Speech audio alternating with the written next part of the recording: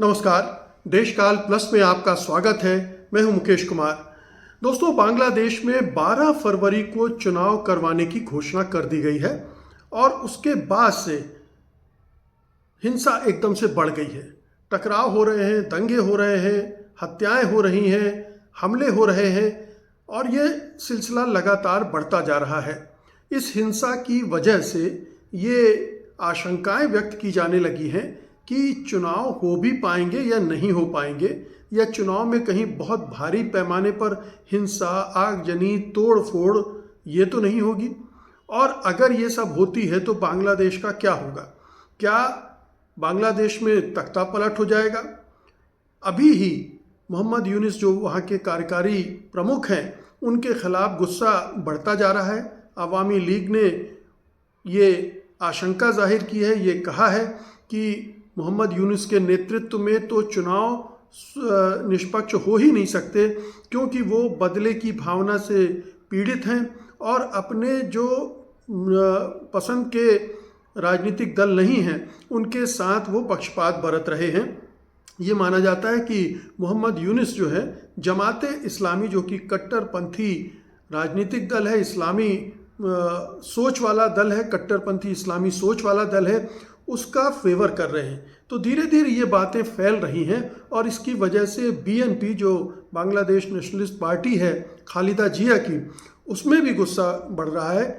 तो खालिदा जिया की पार्टी और जमाते इस्लामी, इनके बीच हिंसा की बहुत सारी वारदातें हो रही हैं और उधर बांग्लादेश नेशनलिस्ट पार्टी के अंदर भी कई गुट हैं, उनके बीच भी ये हिंसा की वारदातें सामने आ रही हैं।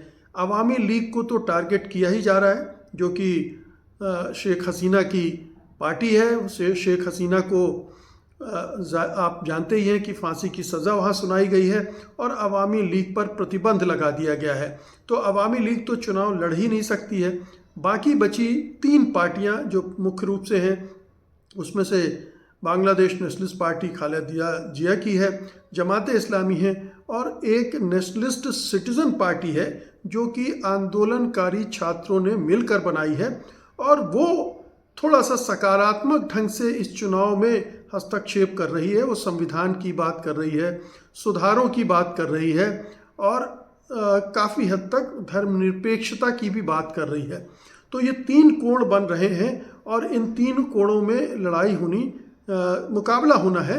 लेकिन अगर नेशनलिस्ट, माफ़ कीजिएगा, एनसीपी को छोड़ दें, नेशनलिस्ट सिटीजन पार्टी, तो ये दोनों पार्टियां जो हैं, इनका अतीत भी हिंसा से भरा रहा है।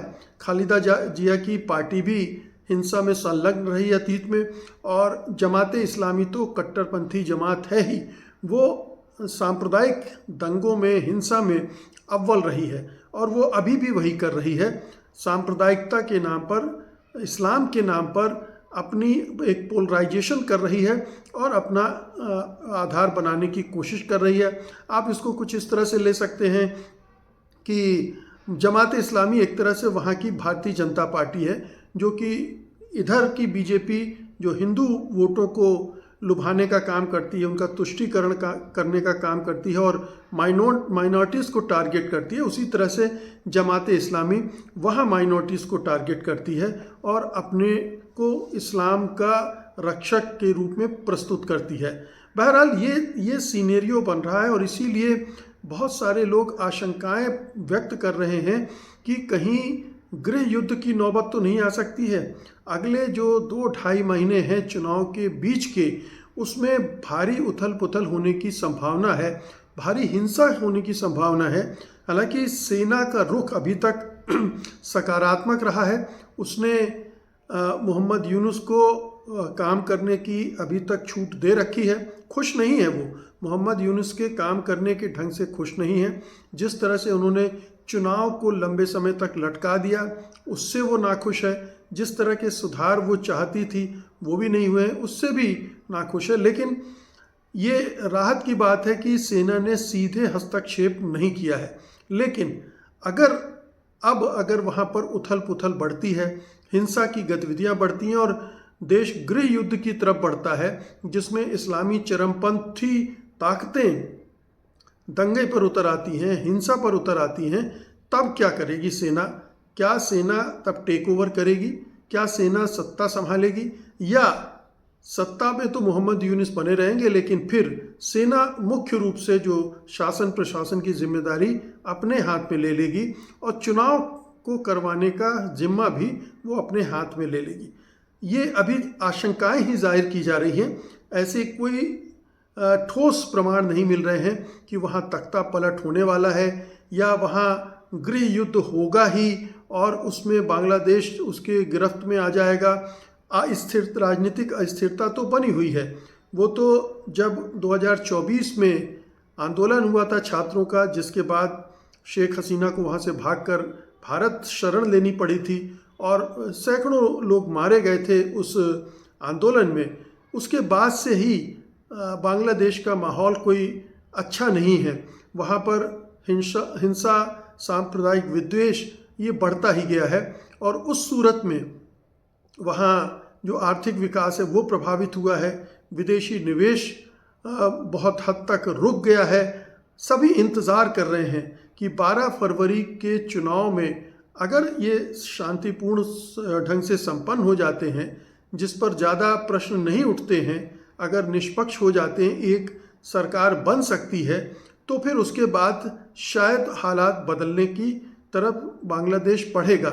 लेकिन ये चूँकि इस्लामी कट्टरपंथ का खतरा मंडरा रहा है और पाकिस्तान का दखल भी बांग्लादेश में बढ़ता जा रहा है, वो जमाते इस्लामी जैसी पार्टियों को हवा दे रहा है और उस सूरत में अगर बांग्लादेश में कट्टरपंथी ताकतें और मजबूत होती हैं, मान लीजिए चुनाव में जमाते इस्लामी बहुत अच्छा प्रदर्शन करती है, संभावना तो नहीं है कि वो सरकार बनाएगी, सरकार बनाने की जो संभावना है वो खालिदा जिया की पार्टी की ही है और ये भी संभावना है कि वो तो अभी बहुत बुरी तरह से बीमार हैं, लेकिन उनके जो पुत्र हैं वो सत्ता संभाल सकते हैं, वो प्रधानमंत्री बन सकते हैं। तो 3 प्रमुख पार्टियों की बात की, आवामी लीग की जो कि इस पूरे चुनावी प्रक्रिया से बाहर ही रहेगी, बीएनपी खालिदा जिया की पार्टी है और वो उसके काफ़ी चांसेस है सरकार बनाने के।